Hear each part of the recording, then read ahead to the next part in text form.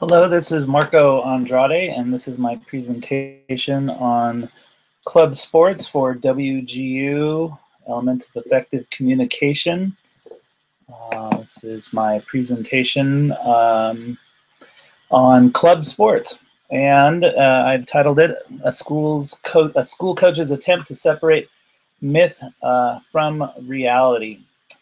A little background on me: I am a coach of 20 years and a junior high teacher of 24 years at a local junior high school, private junior high school in Santa Barbara, California. I do love soccer and kids. I love sports. I love teaching. Very dedicated, and over the years, what I've found is a growing trend for kids to not want to play for their school team or my team because of commitments to their club sports and pressure they're getting from their club sports coaches saying that you can't play because you've got these commitments here, and if you do decide to play for your school, I'm going to bench you, or you're not going to be playing or starting, which will affect your chances at high school sports and beyond. And that started to trouble me, and so I started to rant a little bit about being anti-club sports. That was fine in my own circles until one of my students presented me with this T-shirt because she thought it was pretty funny, because I used to say that it would be fun to have a T-shirt like this. So as soon as she did give this to me, though, it presented me with that moment of truth where I had to basically research a little bit and find out what it is that I was really getting upset about, mostly because of these players feeling the stress. And as I started to research, I realized that there was a lot more than just the stress of not being able to play for me, but other things that were going on. So in this presentation, I'm going to talk about basically that playing club sports is a good thing, but at the same time, it has negative impacts on athletes if they decide to specialize in one particular sport at too early of an age, and it can cause things such as stress and burnout and overuse injuries, and it can also affect athletic programs, but I won't focus too much on that. And a lot of this is because they perceive that it's vital to advancing in college and in professional sports. And if that's truly their aim, that's the truth, but we'll find out that that's not true for everybody. As a matter of fact, the majority of folks, that's not the path that they are on. So what we're talking about today is mostly specializing in one sport, and doing that too early, let's say under the age of 13, can lead to some very negative impacts. One of those is overuse injuries. We'll talk about those in a second. Another one is burnout, just simply quitting. Something that they're supposed to be loving for a long time, and getting to a certain point where they say, well, I've had enough of this. And stress-related issues that I'll outline in a little bit. Start with overuse injuries. So if athletes are choosing at a young age to start to specialize in a particular single sport, often and more often these days, that also means that they're going to be playing this sport exclusively and for longer periods of time. So even a year-round schedule can come into play there.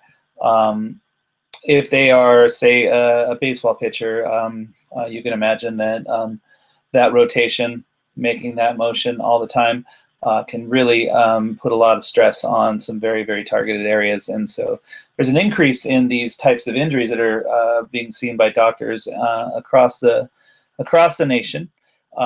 There was a study that was reported in the National Library of Medicine in the Journal of Athletic Training, saying that repetitive and overuse trauma injuries represent more than 50% of all pediatric sports-related injuries, and that's from the Journal of Athletic Training in 2011. Many pediatricians are agreeing, including Dr. James Andrews, who is a renowned orthopedic surgeon, an injury consultant to professional athletes in major sports. And he says that he is seeing, quote, young kids, 13, 14, 15, 16 years of age, with what I call adult sports injuries. And that was an article done by Steinbach in 2013. Basically, what he's seeing is injuries that are happening to kids that he used to exclusively seeing in adults, and he's seeing more in kids nowadays. He's also concerned about that in the sense that he also sees parents not really realizing that they are putting their kids in jeopardy when they feel like they are just pursuing their passions. But the truth of the matter is that they might be putting them in harm's way by continuing to let them overuse their bodies in such a way to one particular sport for too long. He's also concerned, he says, and I quote, "The thing that I don't want to happen for this to get to the legal system, and then coaches are getting sued because of the things that they do. The coaches have to learn that there is a liability." Again, from the article by Steinbach in 2013. Dr. Andrews is saying, hey, this could get out of control for the coaches. And the coaches are driven, obviously, to win, and that promotes their business as sports coaches and being able to draw in clientele. So anyway, overuse injuries is one of the things that we're seeing as a pitfall of specialization.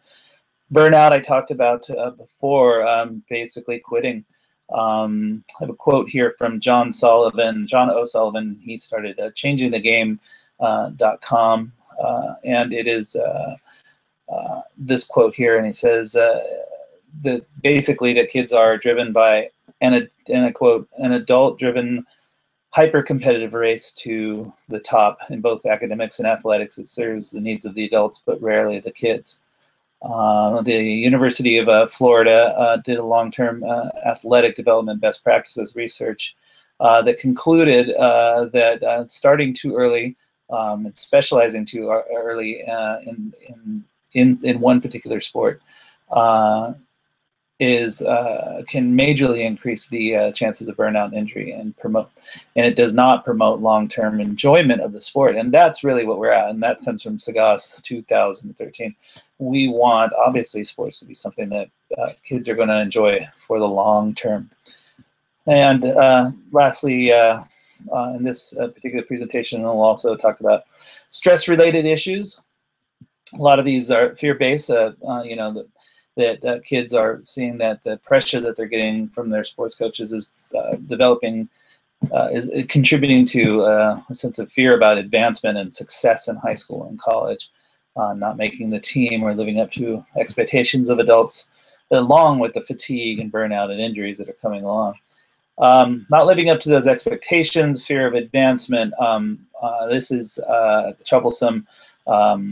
If you consider the reality that the NCAA posts on their website that only 2% of all high school athletes are awarded some sort of athletic scholarship to compete in college, an equally small percentage of athletes, about 6%, will actually transition from high school sports to the NCAA, and only 2% of those 6% are athletes will move on to compete in professional sports. And that's from the NCAA website, stated in 2014.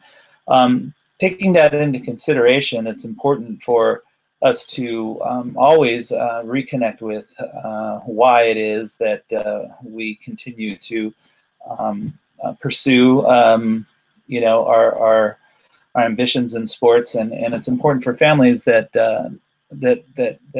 start with all the best intentions to periodically review where they are with those particular sports, and if they do choose to specialize and choose to get into a more hyper-competitive situation for their kids, as long as they understand that the percentages are low and that they are increasing the risk for injuries and overuse injuries and burnout and a higher level of stress, then they just need to be aware of those and be able to guide and support their students through that. And for me, my message would be that we should remember that sports should be fun. There should be joy in sports. That's why we get into it in the first place, is to play and to have fun. And it is never healthy for any athlete if he really loses his sense of joy in any particular sport. That's the end of my presentation. Here are my list of references. Thank you for listening. My name is Marco Andrade. Goodbye.